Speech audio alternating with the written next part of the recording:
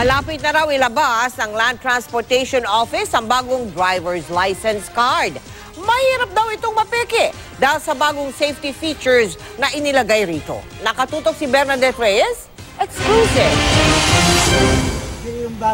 Imbis na plastic card, resibo lang ang nagsisilbing driver's license ng jeepney driver na si Juanito Cayabyab. Di raw malayong masira ito kung matatagalan pa bago ma-issue ng Land Transportation Office ang kanyang bagong lisensya. Di rin daw siya makapasok sa ibang establishmento dahil wala siyang ID. Itong papel, pagka nabasa ito, wala na, mabubura na yung mga pangalan, hindi mo na mababasa. Sa government, pagka binigay mo yung ID, hanapan ng ID, hindi pwede yung papel. Ay, itong yung luma, expire na. Ay, hindi na po pwede yan. Swerte si Juanito kung totoo ang sinasabi ng LTO, ngayong kapapasalang sa BICAM na extension ng validity ng license card sa 5 hanggang 10 taon.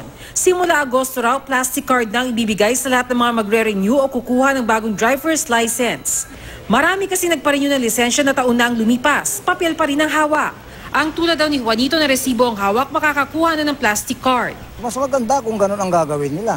Para, kailangan mas maganda rin yung kanilang ibibigay ng mga ID. Para patas lang. Ang dahilan ng LTO kung bakit natagalan ng pag-release ng mga plastic card na lisensya. Meron tayong procurement process. So as much as we would like to have this release pag nag-apply ng license, hindi natin na magawa kasi we have to follow yung procurement process. Sulit naman daw ang paghihintay dahil ang inaasahang bagong driver's license, maraming bagong safety features. Mahirap po itong may fake, no? Next to impossible because first it is laser engraved.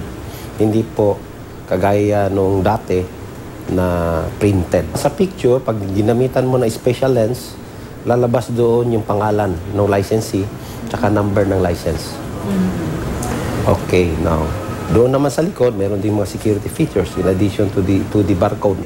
Di na rin daw basta-basta mabubura ang mga nakasulat sa bagong lisensya, di tulad ng mga lumang driver's license.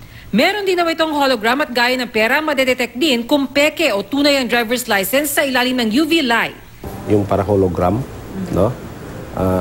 Pag tinignan mo, merong seal, no?